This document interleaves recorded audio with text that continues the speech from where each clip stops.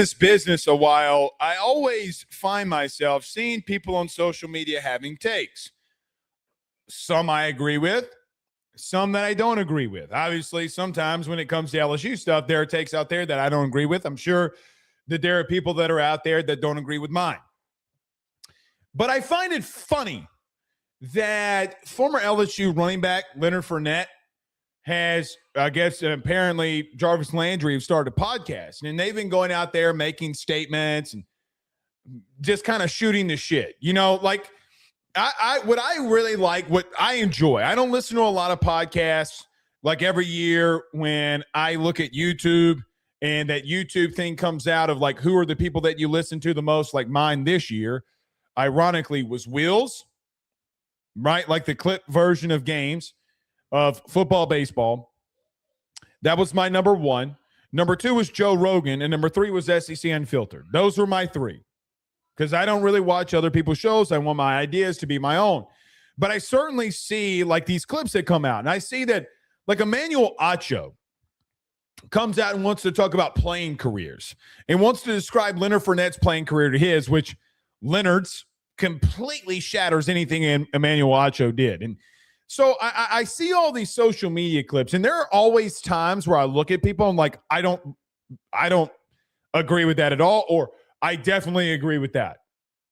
Or I can see what they're saying. Maybe I do, maybe I don't disagree with it. Haven't really thought about it that way. And then I'm on to the next.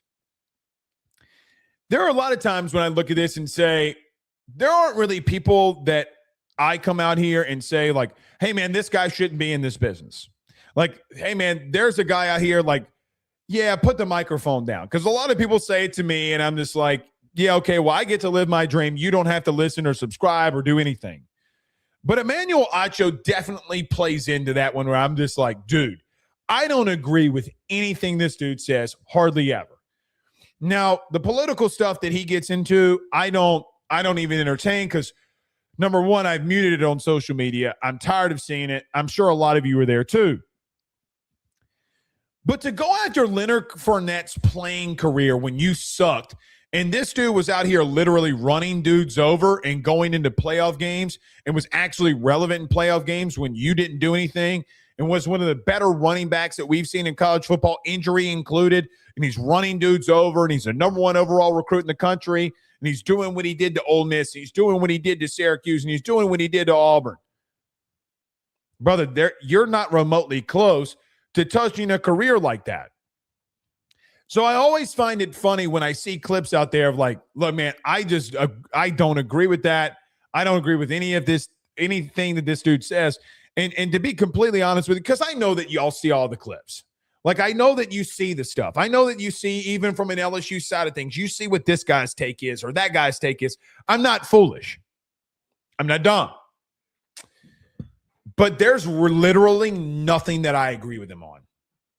Like, I think he tries to make hot takes just to be relevant, and they're god-awful.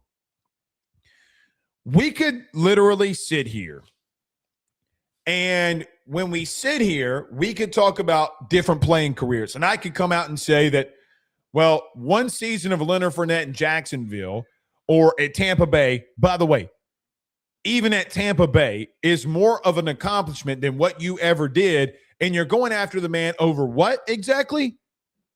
Because he went viral and you want to have some back and forth? Brother, you don't understand people from Louisiana. Because as you have that line through the middle of your head, Lenny would give you another one by running your ass over. You're not a good player. You weren't better than Leonard Fournette. Sorry, you just weren't. I hate to break it to you. And I would ask you what happened with FS1. If you want to take personal shots, see, I came out here and said for like Zach York as an example, if you guys make it personal and you take personal shots at him and you do it on our platform, you do it in our comment section, well, then I'm going to openly roast you. And if you saw some people on TikTok, well, you should have just stayed to yourself. You were openly warned. What happened at FS1 since you want to take personal shots? What happened? I mean, I know what allegedly happened. As my attorneys tell me that I have to say allegedly. Brother, you don't have to take a personal shot at the guy about his looks, his weight, whatever, to say that somebody's wrong on an opinion that you have. It is what it is. But Emmanuel Acho going after LSU legend Leonard Fournette. The truth of the matter is that now that we're kind of way out of this with Lenny, guys, he was special. The Alabama game, you can blame it on him. You can blame it on whatever. That was on Les. It was on Les. Not adapting.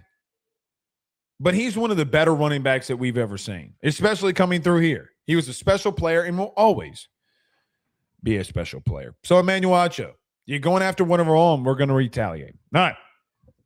Everyone do us a favor by hitting the like and share. Share to all those groups if you're on Facebook and to all those social media pages. You're watching us, listening to us on YouTube. Like, subscribe, notification bell, wherever you listen to podcasts. Rate, review, and subscribe. We have 3 main topics tonight.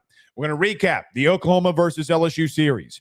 LSU spring football starts tomorrow. We have one more position group that we have to talk about. It's like we plan for these things. We have one more position group that we want to talk about and do a deep dive on. We'll combine that with spring football that we will be out there tomorrow for. Spring football for LSU, from a media perspective, opens up tomorrow, and we will be there, as we always are. So we will talk about that here tonight as well. And LSU women's basketball completely and absolutely dominates. No, I'm not making a statement, and here's where I will sit when we talk about basketball. I am not making a statement on men's basketball until a decision is made. It can come tonight. It can come tomorrow. It can come on April the 1st. I am not making a statement. I am not. Until Matt McMahon is officially retained or fired, I will not be making a statement. So don't ask. As Nick Saban once said in a post-game interview, so quit asking. I am not going to make a statement in reference to that. But we will talk about those 3 topics here tonight. Where is everybody watching from, though? That's what I got to know. Where is everybody watching from tonight? Are you in the 225, the 985, the 504, the 337, the 318, 31 great? Are you not in the state of Louisiana? Where are you watching from? Where are you representing from tonight? Christopher Westbanks says, let's go. Good to have you in here with us here tonight. Wayno is in the parish. I got to get down to the parish. Got to get down to the parish. It's been way too long. Need to go grab some donuts from there. This I do. He says 504 the parish. Will Lane Kiffin allow video for practice sessions? I think some. I think that it's like the first couple of periods. It's not like BK, as we've talked about. Saturday, I think you get the first 30 minutes, and then it's no video, things like that. So, but it's not a full-fledged practice. Like, we're going to get in there, get out of there, we're gone. But you can go through a lot through individual periods. You can see how guys look. You're just not going to get, I know I can make a full show out of it, even though some people in our media corps are complaining. Just because you can't do it and we can doesn't mean that, do what you need to do. We will be live at 2 p.m. Let me not say that. We'll be live a little bit earlier tomorrow. We're not doing a post game for Louisiana Tech. We're not doing it. So I'll let you know what time that we're going to be live tomorrow. But as soon as we get back and Lane does his press conference, we will be live. We will be live as soon as after that. So tomorrow will be a heavy, very heavy football. So we're back. We're back. We're back. So we will be very football heavy and centric tomorrow.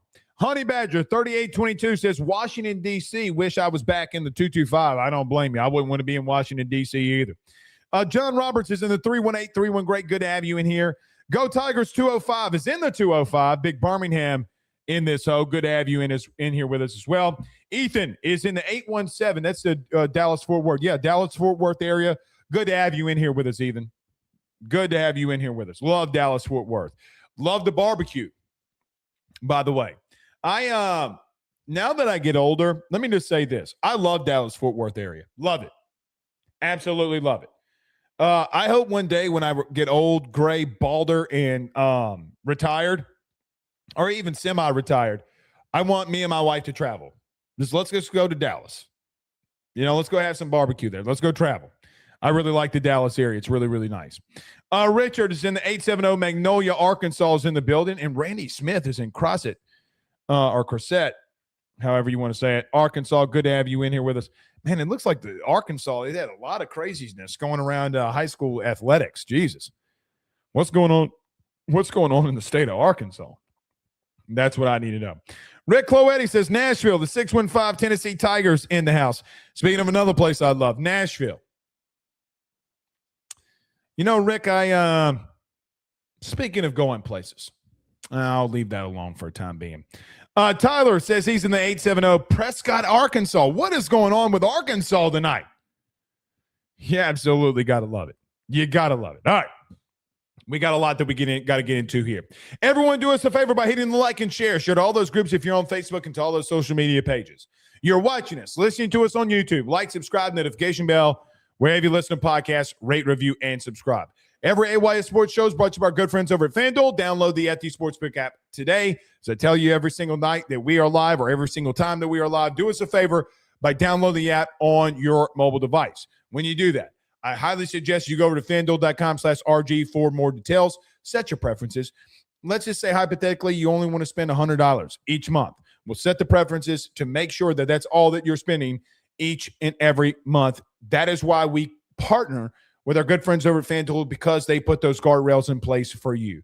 For any thoughts, questions, concerns, go to FanDuel.com/RG for more details. But we're gladly powered and partnered by our good friends over at FanDuel. All right. Let me get to a quick break. We come back and recap the the Oklahoma and LSU series. I'm thinking about your boy on Friday night who shut out. But by the way, if you're a college baseball fan, that Alabama and Florida series was insane. Was absolutely insane. Y'all should go check that one out. But we'll break down the LSU versus Oklahoma. We'll recap that series, my thoughts around that. We'll come back and talk some football and women's basketball. When we return, stay with us and hit that like and share and subscribe down below.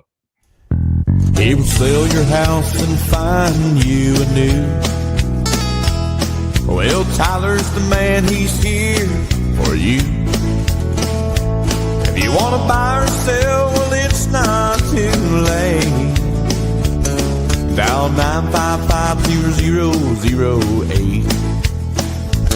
Just call 955-0008. Y'all call Tyler, he'll shoot you straight.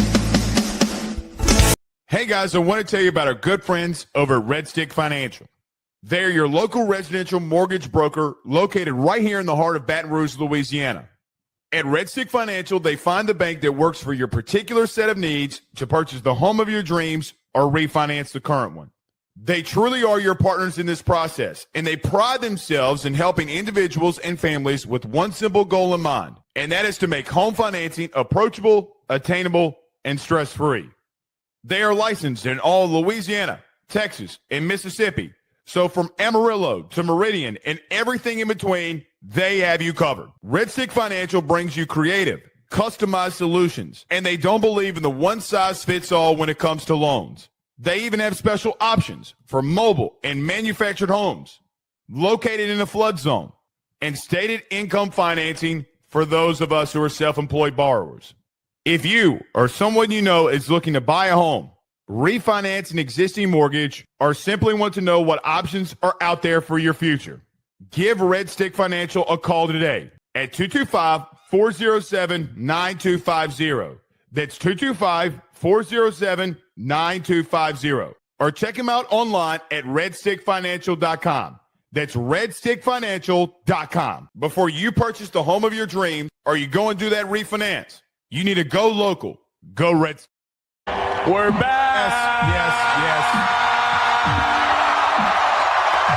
Yes. We got four things to talk about. I will talk about LSU Pro Day today. Actually, I want to get to that right off the jump.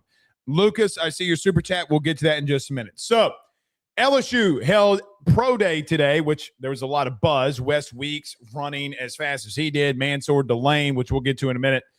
Harold Perkins absolutely showing out. I think we all knew that Harold Perkins would do some very special things, running a 4.38. Fantastic for Perkins to run a sub 4.38, a sub 4.4, really. Fantastic for him. I think that makes his draft stock climb. I still don't like, for me, I don't like guys going to the combine and not competing. That's just me. But he definitely made a statement today in running the 4.38, jumping a 35-inch vert, having a 10.4 broad jump, doing a lot of fantastic things. A lot of guys stood out today. I thought it was a great day for Garrett Nussmeier, 69 of 72. I thought he looked good. I thought his arm was explosive, and he looked really good. So a really good overall day for a team that probably didn't live up to their expectations, actually didn't live up to their expectations. And going out there and showing that there was a lot of talent on this team. Now, today I gave you a little bit of a glimpse of what it's like through our day. And I posted this on social media. So today, Mansoor Delane unofficially ran a 4.38 40. So I sent a very high up guy that was at Pro Day today, who's on an NFL team or works for an NFL team. He's a really good friend of mine. It was at Pro Day today. And I just sent you a screenshot of kind of like what a normal day would look like here. And so I did not go to Pro Day. We'll be back out there. We'll be back in Baton Rouge tomorrow, or out in Baton Rouge tomorrow, to watch the first day of spring practice. But I sent it. You saw the screenshot or screenshot. And in the screenshot, it was me texting the scout, who is, let's just say he's over a lot of things that this organization does from a scouting perspective. His opinion is very well viewed. And his organization and multiple playoff wins will dictate that. I highly doubt that Mansoor Delane gets the pick that they're at, but you never know what trades may happen. Just throwing that out there. With that part being said, Mansoor Delane ran a sub 4.38, and that was the time that came out that was unofficial. So I texted the guy that was there, and I was like, Mansoor Delane side-eye emoji. And the scout I asked the scout, I was like, what time did you have for him? And he said 4.34. It was funny because the official time for Mansoor Delane was 4.35. So the stopwatch never lies. I think Mansoor Delane, for what it's worth today, and after that conversation and the scout saying he had a 4.34, was official, a 4.35 in his 40, I just asked him a question. I was like, what happened today for Mansoor? And he was just like, look, man, I mean, he just cemented everything that I think everybody knew, that he was a top 10 pick. To give you an idea of some people that I talked to today around there, I think it was a very simple one. I think Harold Perkins definitely rose his draft stock for just being an overall athlete, the 35-inch vert, the 10.4 broad jump, the 4.38, which a lot of people did not think at 220 pounds that Perk, quite honestly, would run that. I think Chris Hilton doing things that everything that the scouts asked was a big deal for him. DB, 40 time, all those different things were especially great for a guy like Chris Hilton. Xavier Thomas as well, I think, continues to be somebody that guys are keeping their eyes out on. You can't go to the combine and run a sub 4.2, and people are not like, God bless America, what is going on here? But I do think that the biggest lock or biggest thing today was Mansoor Delane. After talking to a couple of NFL people, I think it was just that Mansoor Delane 1,000% locked down that he's a top 10 pick. Now, the Saints are at number 8. There obviously were a lot of conversations today between him and Mickey Loomis, the Saints GM, and I would love that pick because you need a corner. Do I think that the Saints need a lot more than corner? Do I think that they could use some defensive linemen if potentially they are there? Potentially. Do I think Caleb Downs, if he does fall to 8? I don't think that he will. But some of these guys are going to, quote-unquote, fall out of the top 5. They don't deserve to fall out of the top 5 from a defensive perspective, Mansoor Delane included. Guys, I don't think he falls out of the top 10 or remotely comes close to falling out of the top 10. I think he's that special, and I think today cemented that. But I thought it was interesting today, and I asked the guy if I could screenshot that after I did. I just sending you like what today or what days at AYS facilities look like. Just going to ask a guy, what did you have on Mansoor Delane's time? And he had a 4.34. Officially, it was a 4.35. And, well, they're going to go based off of that. But in conversations, it would seem as if that the two biggest winners, not named Garrett Nussmeier, the two biggest winners today were Mansoor Delane and Harold Perkins. With that being said, I thought Garrett looked really good today. Live arm looked really good, looked really crisp.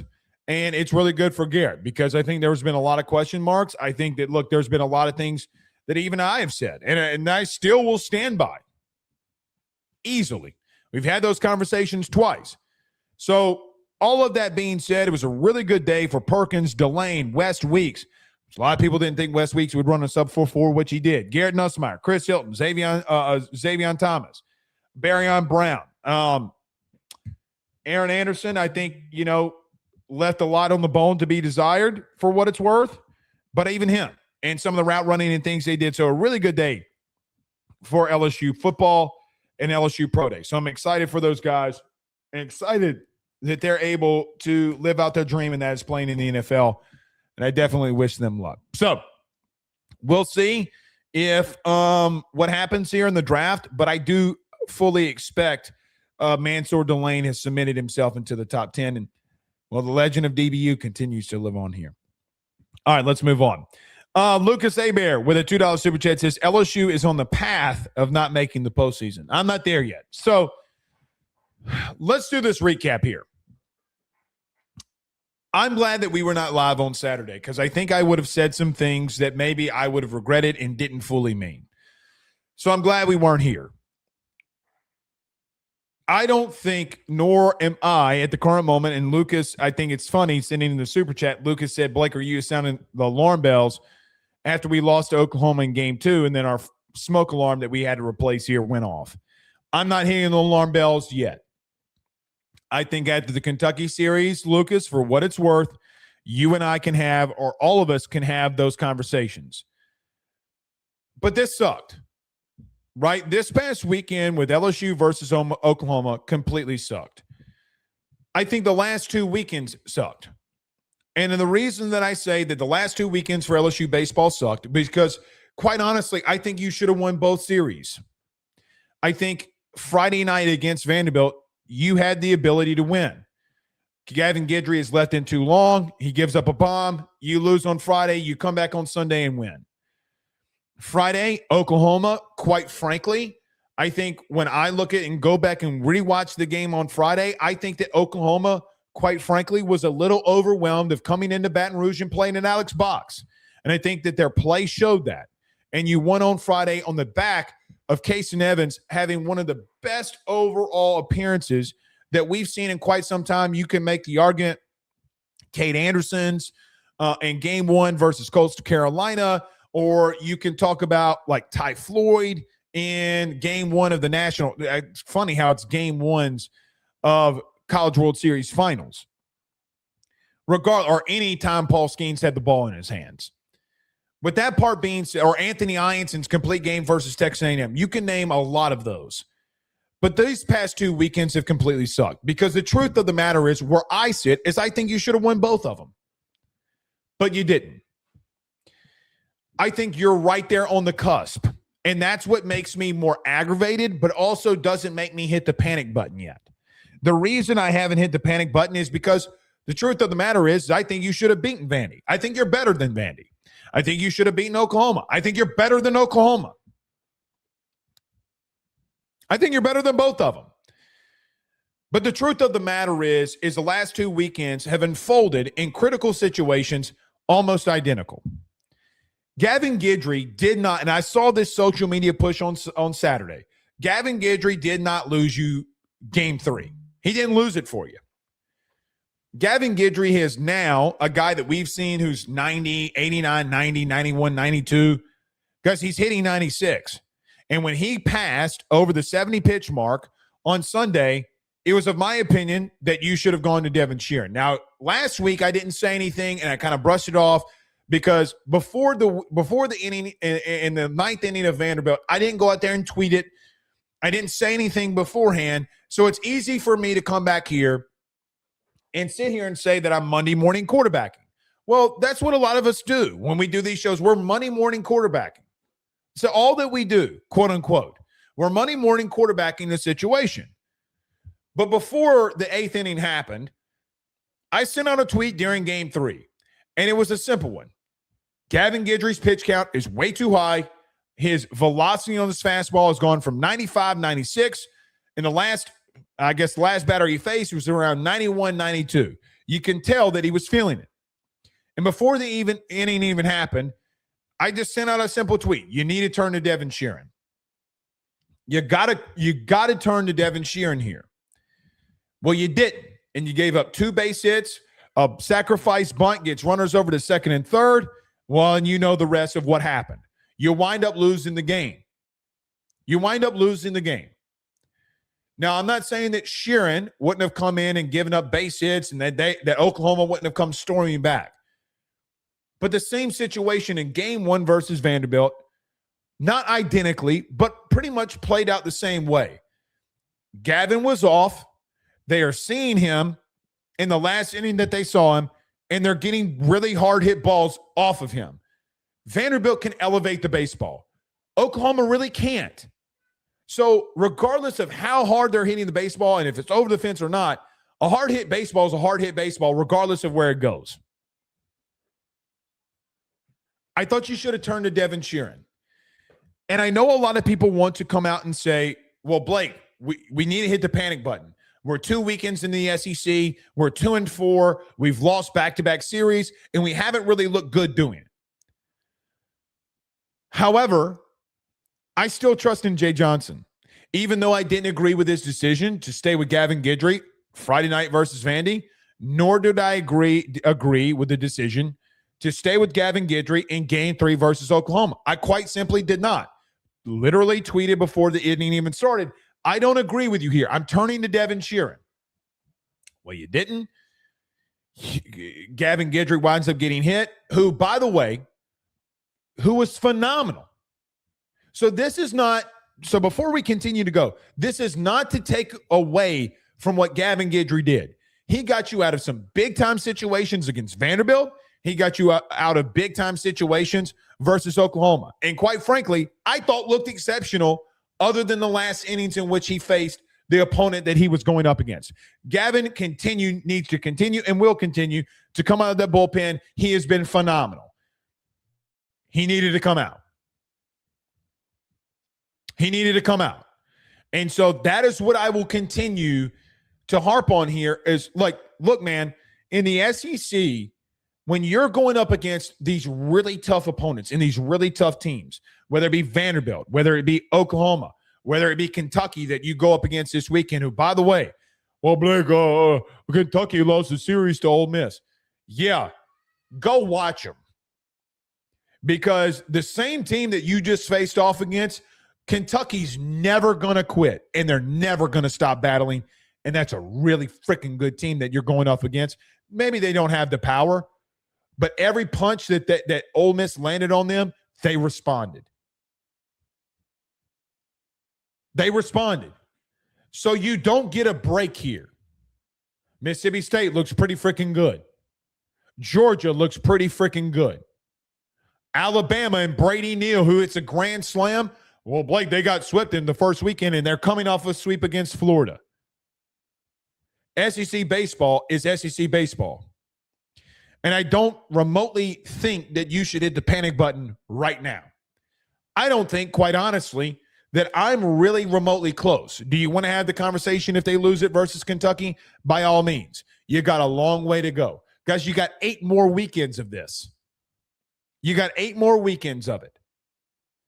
But it doesn't change the fact that I still think that you should have won the series versus Vandy, and I still believe that you should have won the series versus Oklahoma. I rewind the clock to 2024.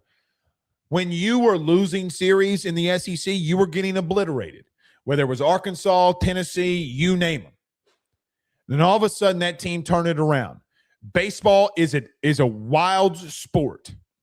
We have seen a Jay Johnson-led team literally come from the ashes like a phoenix and rise and do good. But here's the truth as we recap this weekend. It's the complete inverse of what happened versus Vandy. Outside of the Gavin Guidry, did he stay in too long situation? The complete opposite happened. Against Vanderbilt, you scored 31 runs. And I don't give two Rudy Poos how you scored 31 runs in 3 games. Whether they give it to you or you hit your way there or you play small ball, I don't care how you do it. If you score 31 runs in 3 games, you should win the series. That is just the truth. But then the complete opposite happened when you went up against Oklahoma, who's got better arms, because Oklahoma does have better arms than Vanderbilt. The top of your lineup has got to show up every weekend for you to go. The top of your lineup, Milam, Curiel, and Brown, can't go 4 of 25. You can't expect the bottom of your order to produce the power, and you can't expect a true freshman to lead you to winning an SEC series right now. Omar Sarna hit a bomb. Chris Stanfield hit a bomb.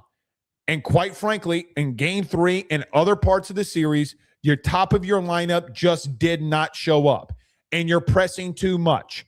You have how do I want to say this? You have very experienced players, high-level experienced players that know better in some of the things that you're doing.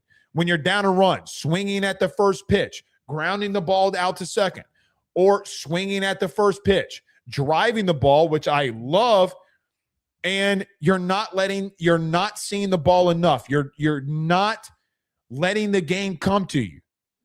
If they're going to throw you an off-speed pitch on the first pitch of an at-bat and you're going to hit a weak dribbler to second base, maybe you should be a little bit more patient. So I've seen a lot of people, for what it's worth, coming after the bottom of this lineup, whether it's York or Caraway or Dardar or whoever.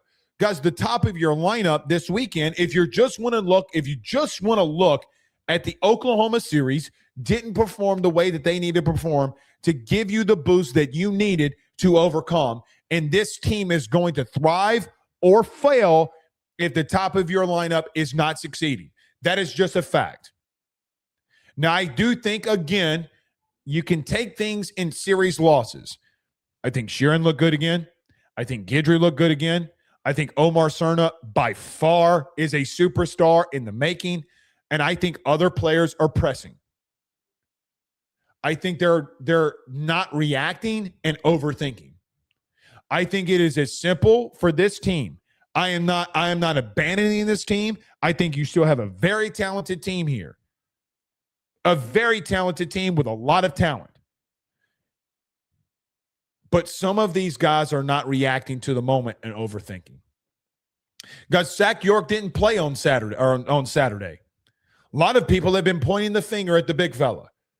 He needs to be out of the lineup, and you still lost. So the finger had been pointed at Seth Dardar as an example. He didn't really have an impact in the series, nor did he play enough to have a significant impact. He went 1 of 2. Hit a line drive into left field. That was his impact. I've seen people blame Zach York. Well, Zach York didn't play on Saturday and you still lost. How? I've seen people blaming other people, whether it's Katie Aaron Beatty or whoever.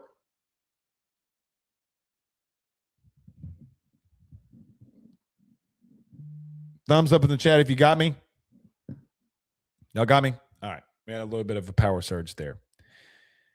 And you still lost. So what's the excuse now? Here is just the truth, the way that I see it. This team is really talented, whether you want to believe that or not. I think that you have a lot of very good players. I think Kason Evans. I think Stephen Milam. I think Derek Curiel. I think Jake Brown. I think William Schmidt. I think Devin Sheeran. I think Gavin Guidry. I think Zach Cowan. I think you got a lot of really Omar Cerna. I think you have a lot of really freaking good players. I really do. But whether it's the team or whether it's management situations that you have not overcome, you're not overcoming big situations. You're pressing too hard instead of letting your talent take over the moment. Like, I think the top of your lineup did not react and overthought about the moment. That's how I see this weekend. Now, the weekend before, the lineup your starting 9 did do exactly what they needed to do. Again, if you score 31 runs, you should win. Well, then now your pitching staff held Oklahoma to 9 runs. The lowest total, I think I saw this from Inside LSU Baseball. The lowest total of runs allowed in an SEC series since 2022 was on this team in this weekend. You allowed 9 runs. 9. And you lost. 2023 and 2025 teams didn't do that. It's the inverse of what happened. So it reminds me of this.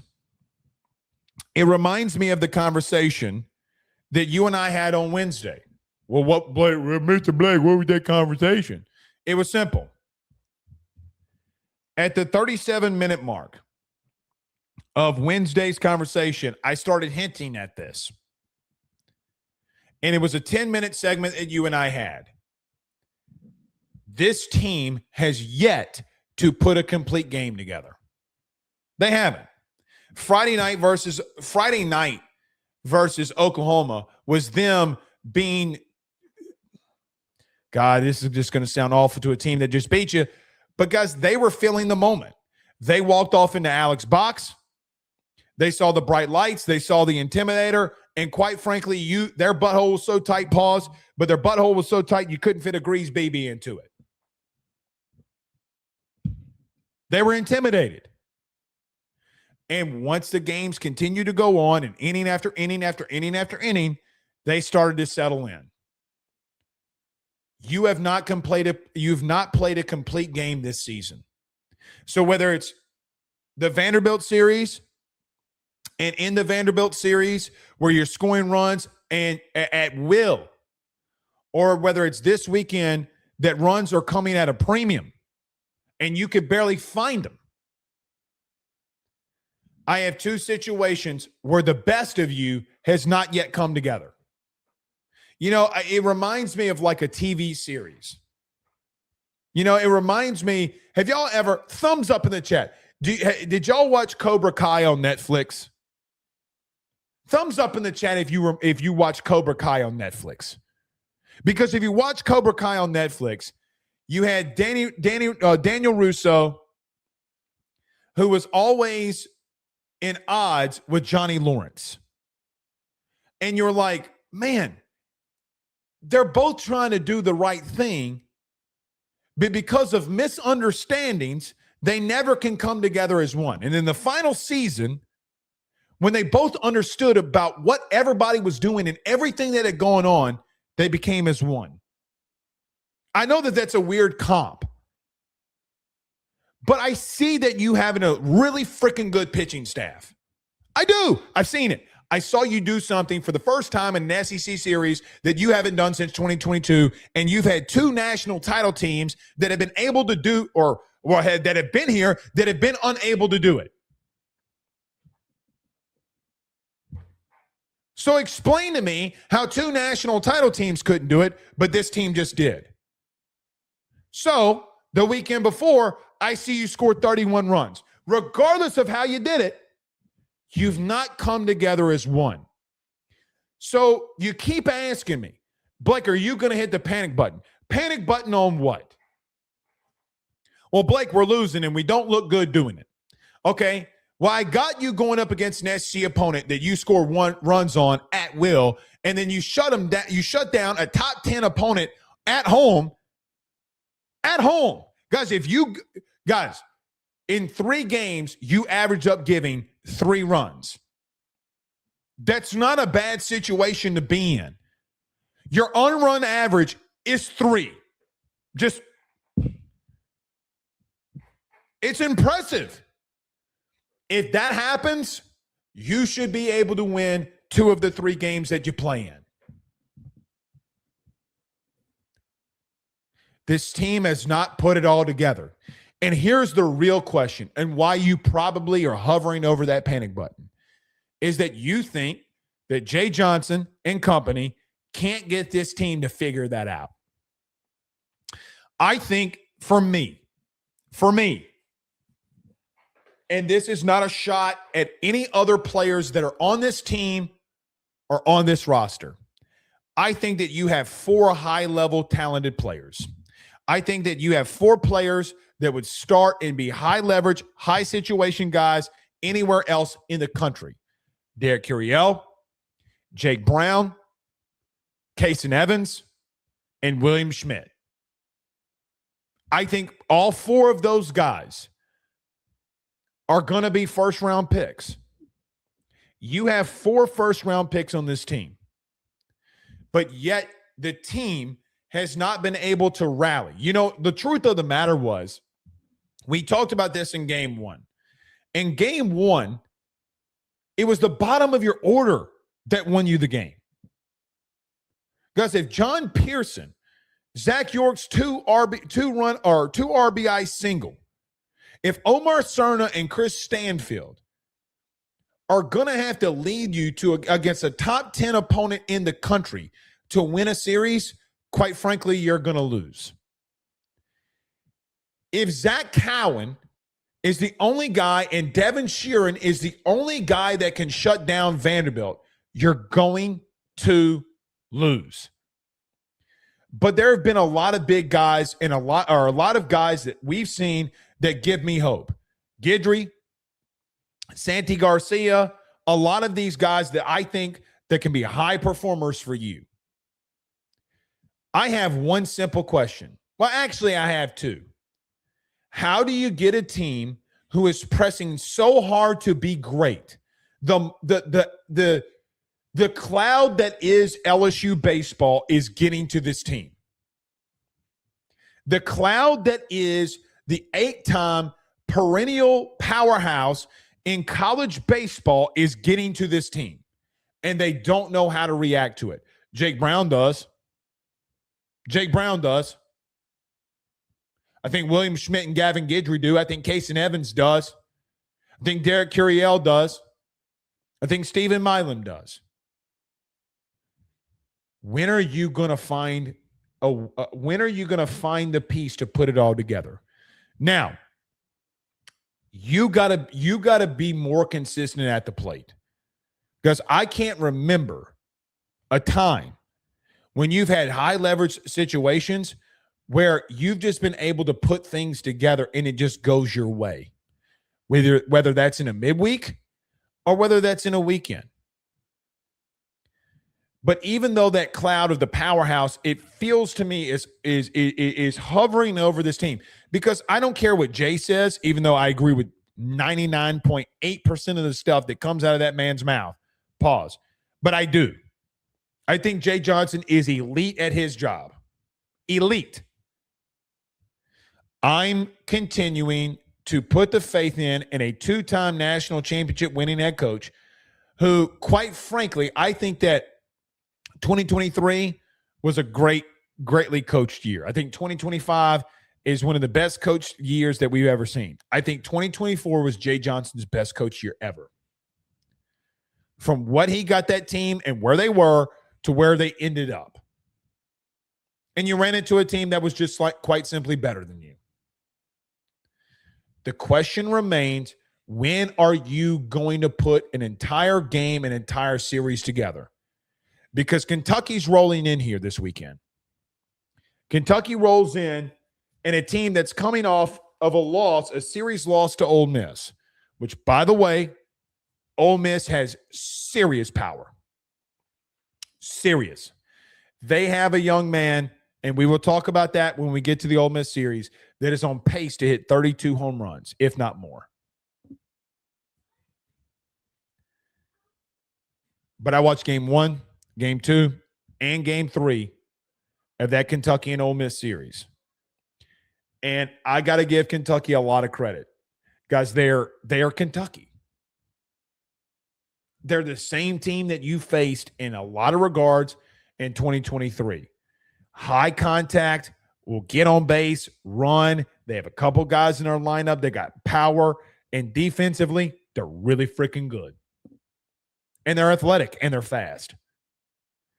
And quite honestly, I don't think the moment's big for them at all. I think that they got a lot of dogs and just scrappy players. They got heart. Miles and miles of heart.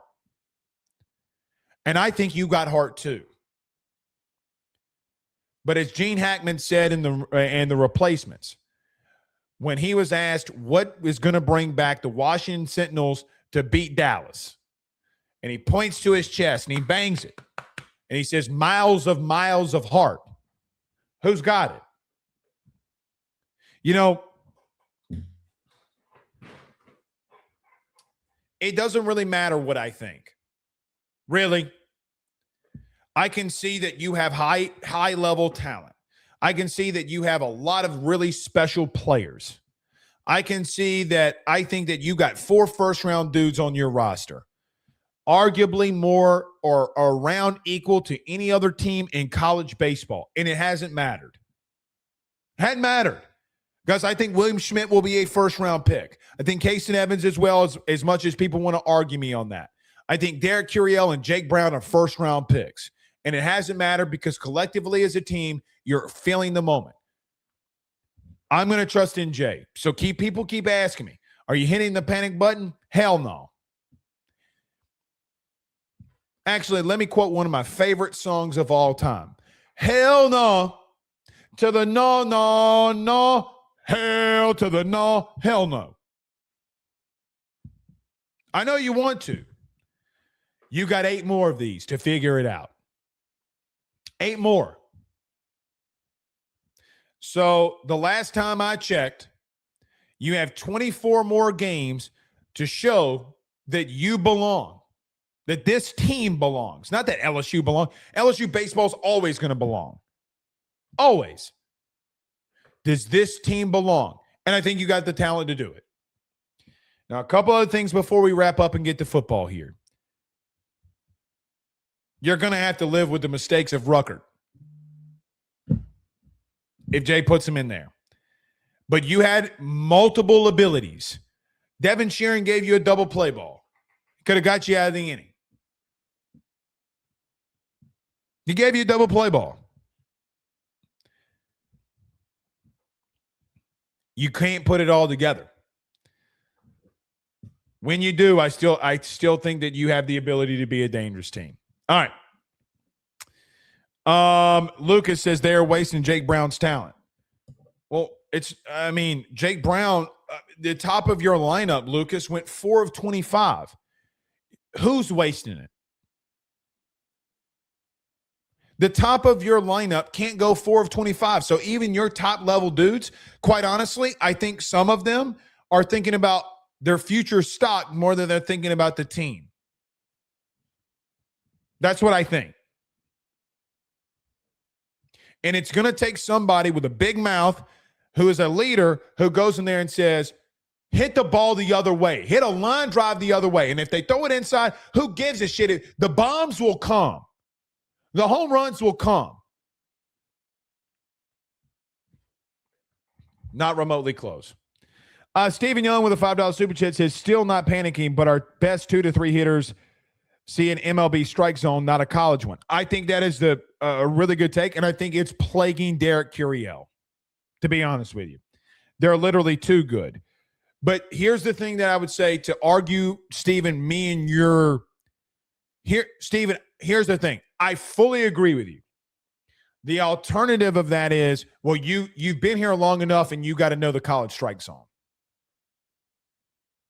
The same for like Stephen Milam and Derek Curiel and Jake Brown. You know all of these umpires in their strike zones.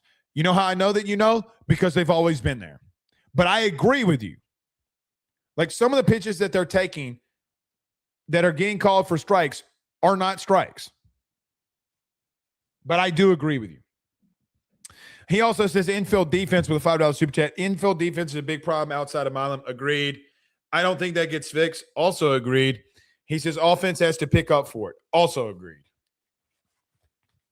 Defensively, you're not good. You're not a good team defensively outside of Stephen Milam.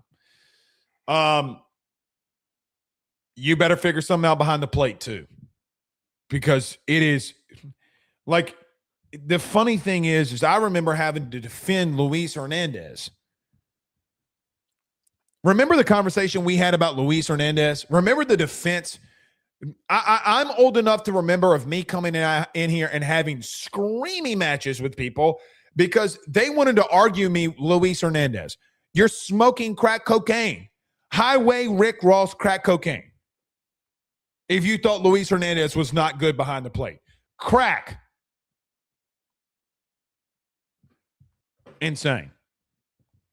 Insane. All right, let me get to a quick break. We'll talk about football, which is back. We'll talk about the secondary. A little bit of deep dive as well there. Stay with us. Guys, let me tell you about our good friends over at Grand Slam Heating and Air, where your comfort is their top priority. At Grand Slam Heating and Air, they promise to provide customers with high-quality HVAC service at an affordable price while ensuring the homeowner peace of mind. From their office to your home, they guarantee the best hassle-free experience around. Efficiency and comfort is their game. Let them make your home Grand Slam today. At Grand Slam Heating and Air, they're offering their annual maintenance plan starting off at $18.75 a month and also doing those $99 tune-up promotion. They provide free estimates for system and ductwork replacement, as well as offering financing to get the job done with no money up front. From Baton Rouge to Hammond to Covington, they're all around. So what you need to do today, give them a call at 225-380-9065. That's 225-380-9065. Or go over to their website, getgrandslamair.com. That's getgrandslamair.com, where your comfort is their top priority. Guys, I want to talk to you about our good friends over the Drake Williams Law Firm and Drake Title Company. Are you facing tough times due to an injury from a car accident, navigating the complexities of divorce, or purchasing a new home? At the Drake Williams Law Firm and Drake Title Company, they understand the challenges you're going through, and they are here to help. The lawyer team of Ernie Drake III, Ryan J. Williams, and Summer Vignair, along with Morgan Daniels, have the experience and proven track record to give you that peace of mind. Give them a call today at 985-386-7600. That's 985-386-7600 to schedule a free consultation at their brand new office located in historic downtown Ponchatoula. They're also doing a special, the AYS special. If you're refinancing or closing on a home in Southeast Louisiana, request the Drake Title Company to handle your closing. If you mention Blake Ruffino and AYS, you're going to receive a $400 discount on title fees. Again, give them a call at 985-386-7600. Let them know that Blake Ruffino sent you on by. When your business, your farm, or your equipment needs fuel, you need someone that you can trust. At Crump Fuel, they deliver quality gasoline, diesel, and lubricants with honest service and local pride across South Louisiana and South Mississippi. From construction sites, marinas, convenience stores, and trucking companies, all the way down to generators and everyday operations, Crump Fuel keeps you rolling. Crump Fuel is family-owned and family-operated. With high-quality and dependable delivery, they're always going to bring that competitive pricing. Call Crump Fuel today at 985-229-4976 or visit them over at crumpfuel.com. That's 985-229-4976 or visit them at crumpfuel.com today. Crump Fuel, where they're fueling the Gulf South in the right way. We're back. By the way, last Wednesday, we came out here and did a YouTube members only premium show. Highly suggest you become a member on the YouTube channel. Maybe not be the only places that you need to go to in the future. That part being said, we had a conversation in the YouTube members section. And that conversation was really around things I'm hearing about LSU football and players that are standing out. We'll talk about one of those guys today in Ty Benefield. But we had a conversation in there about Jordan Seatan, that he's 1,000% taken a massive leap in this offseason. That some of the things that Nick Savage and others in the Nick Savage camp who left Ole Miss to came to LSU, that they have implemented and really started helping to develop Jordan Seatan, the former 5-star #1 offensive tackle in the portal, #1 tackle coming out of high school, really transforming him. And the conversation that you and I had last Wednesday was the things that I was hearing is that it seems as if that Jordan Seatan leaves Colorado, comes in here, and it seems all of the buzz is around, look, man, this dude has put his head down. He's gotten to work. He's been great in the locker room. So you think about all of these guys coming in from the portal or money or whatever, the recruitment. But the young man has really put his head down and gotten to work. That had been the sentiment. That had been the conversations. It was literally the conversation that you and I had on the members-only content last Wednesday. Well, today a photo surfaced of Jordan Seatan, and people got to see him at LSU for the first time. Now, we'll get to see him tomorrow at camp. And in seeing Jordan Seatan in the photo that's being put out there and people being able to be at LSU and see him for the first time, they're like, damn, the guy really looks good, pause, but he looks like he's put in a lot of work in these last 3.5 months before spring camp really gets going. He looks good. That it looks like he's taking this offseason very seriously. That's why you go to the members-only content. At least that's what I'd say. But I'm going to add on to that tonight.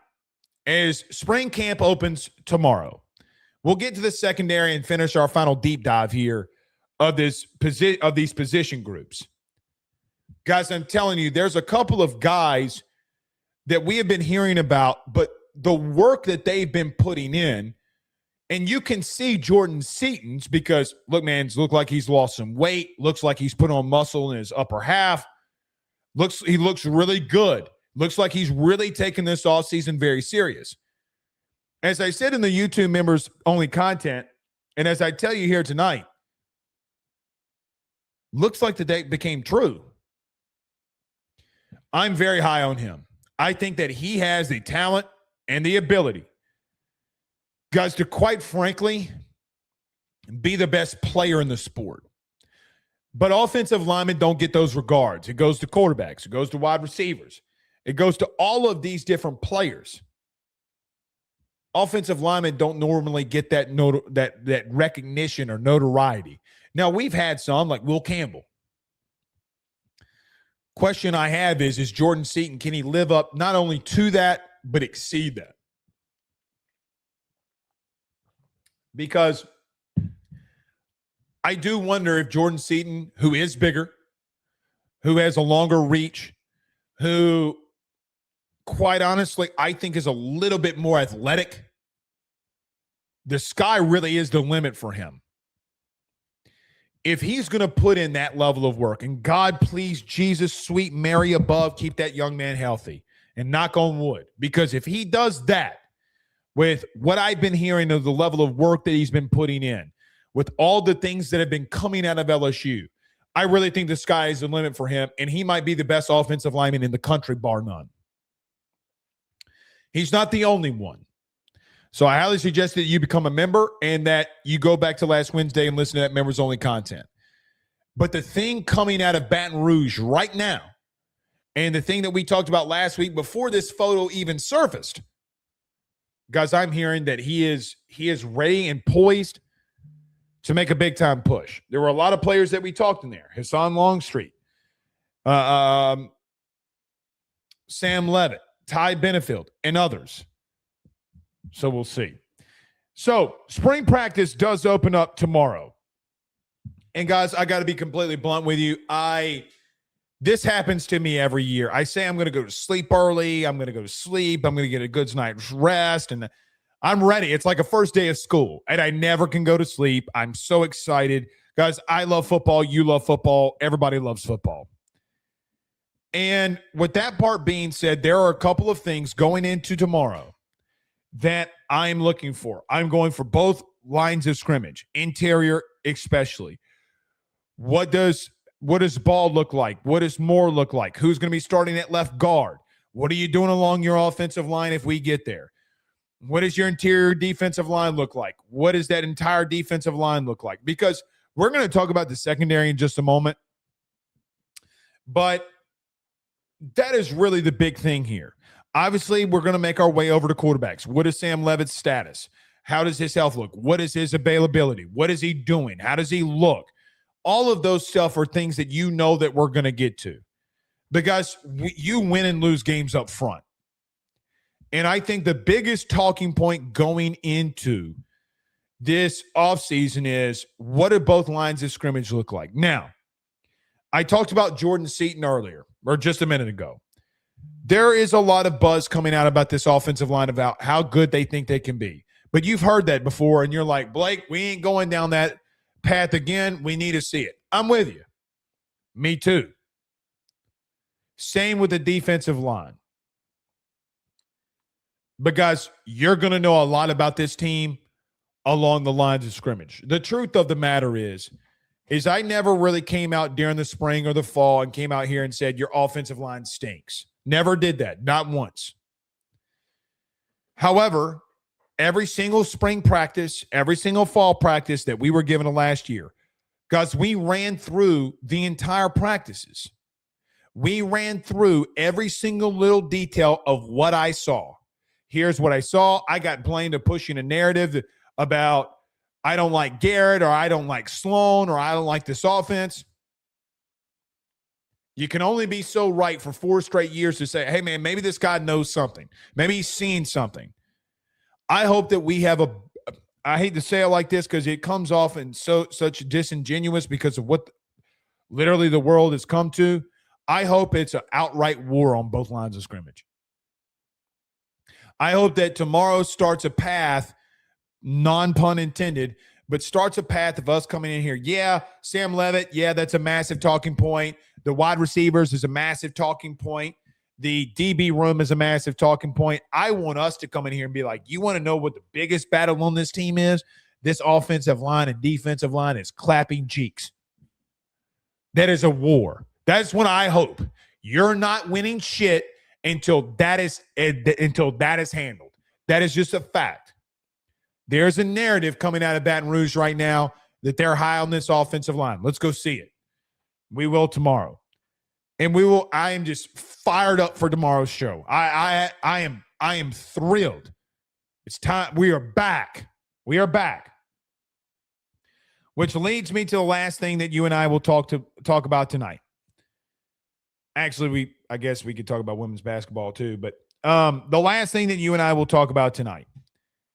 Guys, we've been on this path, and we have been doing this every single week to talk about every single position group and what I think about them leading into spring.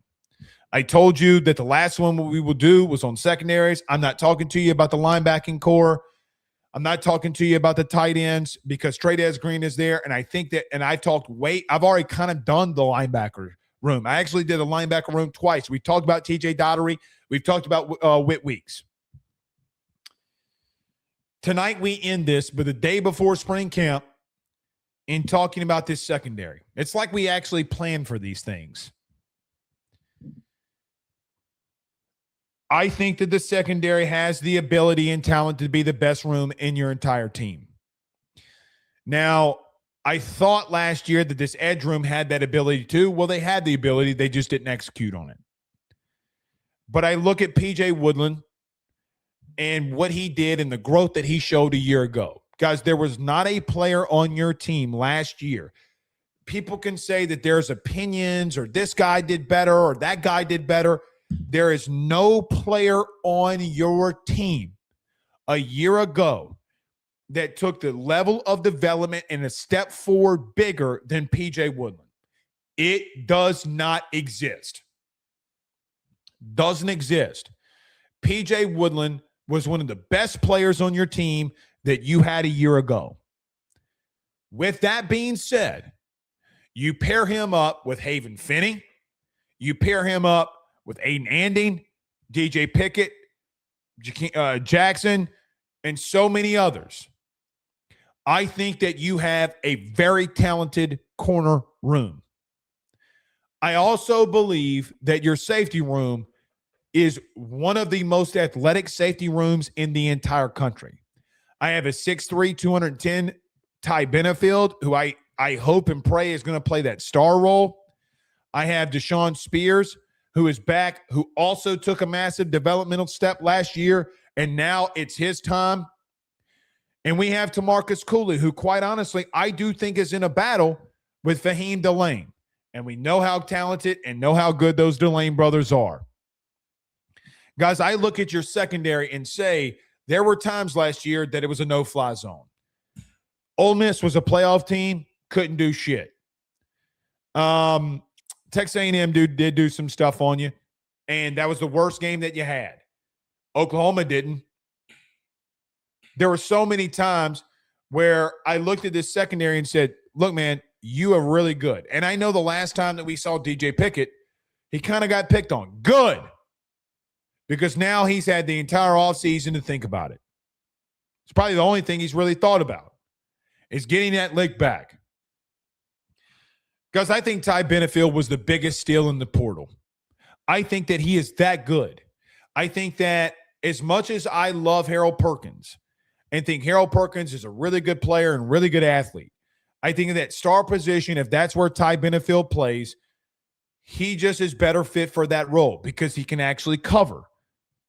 I think he is better for that role because I think he's played in those positions and instinctually has been at a much higher level of doing it. We've seen him go up against playoff teams. We've seen him go literally in the playoffs and against P4 opponents and dominate. I think Deshaun Spears does take that leap because he already did it once. I think he does it again. I think TaMarcus Cooley, quite frankly, is in a battle. And I think that you have two corners that have been coached up by Corey Raymond, that one of them might be the number one corner coming off the board and not this year's draft, but next. And I think P.J. Woodland has been the most developed player that we've had, quite honestly, in the last 2 years. And all of that being said, the talent-rich level that you have in your secondary is immense. Doesn't mean they're not giving up touchdowns. Doesn't mean that this is the 2011 secondary.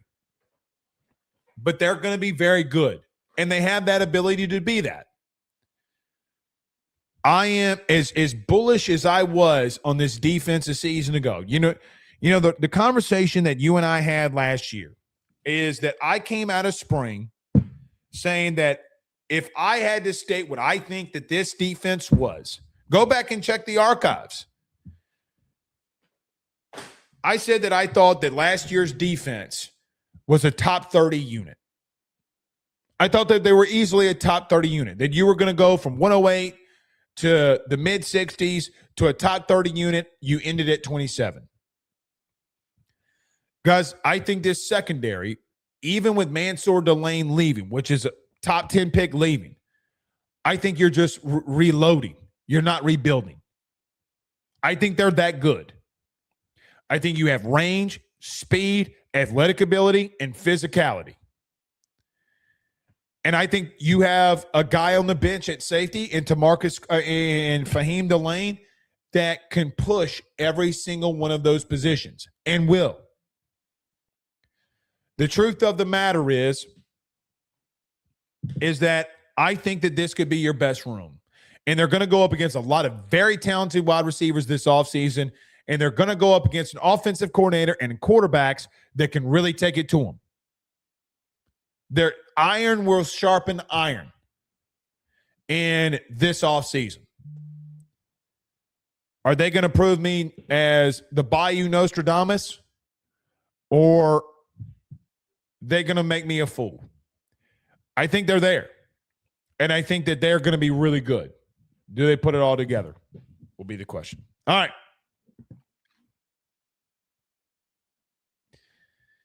Oh, God. Yeah, I see it. It's fine. All right. We'll pick up on women's basketball tomorrow. We got to get out of here. See y'all tomorrow. We will be live earlier tomorrow than normal. Probably right after Lane's press conference.